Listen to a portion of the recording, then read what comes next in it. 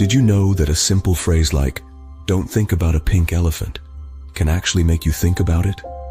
Welcome to the intriguing world of reverse psychology. To kick things off, let's define reverse psychology. Simply put, it's a persuasion technique where an individual is influenced to behave in a desired way by suggesting they do the opposite.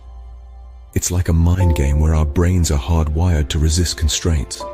So, when we're told not to do something, an inner rebel wakes up, compelling us to do exactly what we've been asked not to do. Intriguing, isn't it?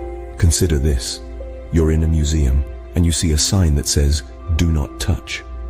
What's the first thing that comes to mind? If you're honest, you'll admit that a part of you wants to reach out and touch it. That's reverse psychology at work. It's common to think that this technique is some sort of manipulative trickery, but in reality, it's a fundamental aspect of our cognitive functioning. Our minds are wired for curiosity and exploration, and when something is deemed off-limits, it only stokes our interest further. Now let's take a look at who uses reverse psychology. You may be surprised to learn that it's a common strategy employed by marketers, politicians, and even parents. Marketers might use it to make a product seem exclusive, politicians to sway public opinion, and parents to get their kids to eat their veggies. It's a subtle yet powerful tool that leverages our natural desire for autonomy and rebellion. But here's the catch. Reverse psychology isn't always effective. It's a delicate balancing act. Use it too much or too obviously, and people may start to see through it. However, wielded with care and understanding, it can be a potent tool in your persuasion arsenal. So when you're told not to think about something, it's almost certain that you will. That's the power of reverse psychology. Ever wondered why reverse psychology works? Let's dive into the science behind it. Reverse psychology, at its core, relies on two fundamental psychological phenomena: reactance theory and cognitive dissonance. Reactance theory suggests that when our freedom to choose is threatened, we instinctively push back, attempting to reassert our autonomy. So if someone tells us not to do something, our natural inclination is to do precisely the opposite. Isn't it ironic? Cognitive dissonance, on the other hand, happens when our actions contradict our beliefs or attitudes. This inconsistency can create discomfort, which we're driven to resolve. If we're tricked into doing something we initially resisted, we might change our mindset to justify our actions, convincing ourselves that we wanted to do it all along. But what's going on in our brain when all this happens? Well, it's all about the amygdala, the emotional center of our brain. When someone tries to restrict our freedom of choice, the amygdala perceives it as a threat, triggering a fight or flight response. This emotional reaction then influences our decision-making process, often leading us to resist the restriction and do the opposite. Now, consider the role of emotions in decision-making. We like to think we're rational beings, but emotions significantly impact our decisions. When a negative instruction arouses negative emotions, we're more likely to defy it, thanks to the amygdala's influence. This defiance could be seen as an emotional response, a way of regaining control and reducing discomfort. So let's wrap it up. Reverse psychology works because it plays on our innate desire for autonomy and our need for consistency between our actions and beliefs. It triggers an emotional response that pushes us to resist restrictions and maintain our sense of control. And there you have it. The science of reverse psychology isn't just fascinating, it's a testament to the complex interplay between our emotions, cognition, and behavior. So, our brains are hardwired to resist restrictions, and reverse psychology cleverly takes advantage of this. Now that we understand the science behind reverse psychology, how can we use it effectively? Well, as with any tool, the effectiveness of reverse psychology largely depends on how well we wield it. And there are three key areas to focus on: timing, understanding motivations, and subtlety. Let's start with timing. Reverse psychology isn't an always-on strategy. It's like a spice in cooking: too much, and it overpowers the dish. Too little, and it's barely noticeable. The trick is to know when to sprinkle it in.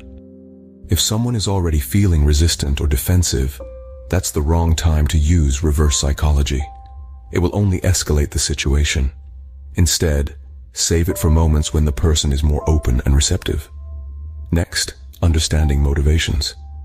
People are complex, and what motivates one person might not motivate another. To use reverse psychology effectively, you need to understand what drives the person you're trying to influence. Are they motivated by a desire for freedom, a fear of missing out, or a need to be unique? By understanding their motivations, you can tailor your approach to be more effective. And then there's subtlety. Reverse psychology isn't about tricking people or being manipulative. It's about subtly encouraging them to think or behave in a certain way. So, you need to be subtle in your approach.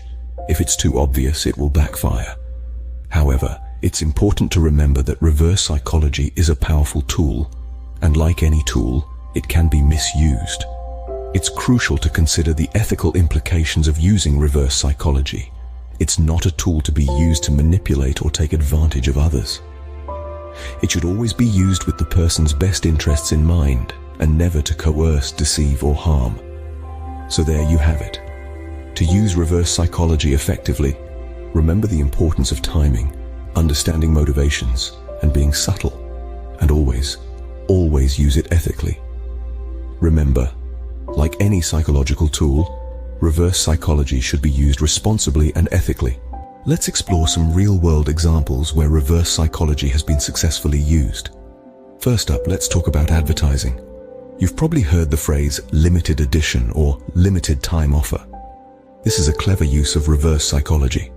By creating a sense of scarcity, the advertisers subtly suggest that you might miss out on something valuable if you don't act fast. This triggers a psychological response that encourages you to buy the product immediately.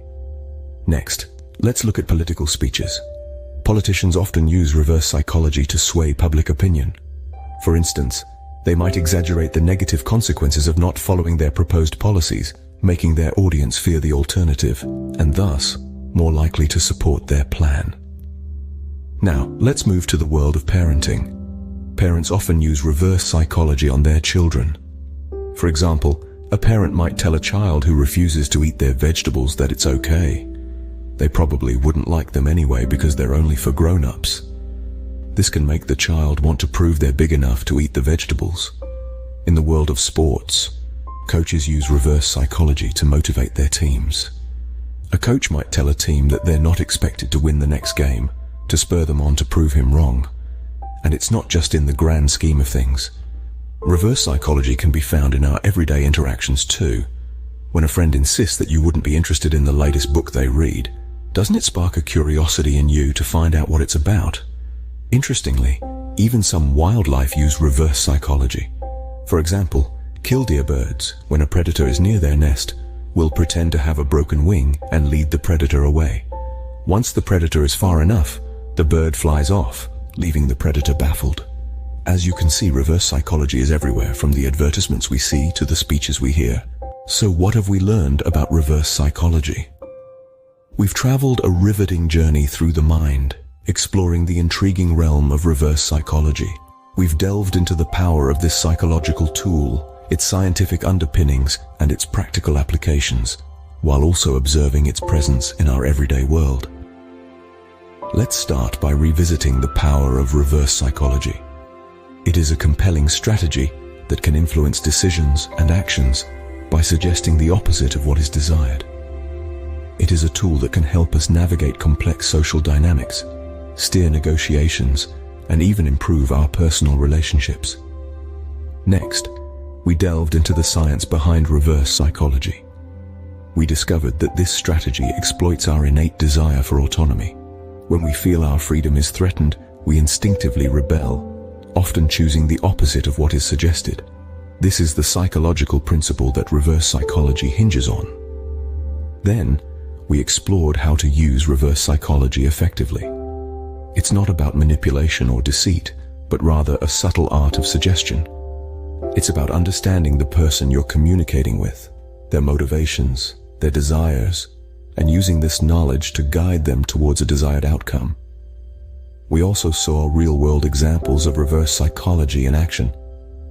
From marketers enticing us to buy products by telling us they're limited edition, to parents getting their kids to eat vegetables by claiming they're only for grown-ups, reverse psychology is a prevalent force in our lives, often operating right under our noses. But remember, With great power comes great responsibility.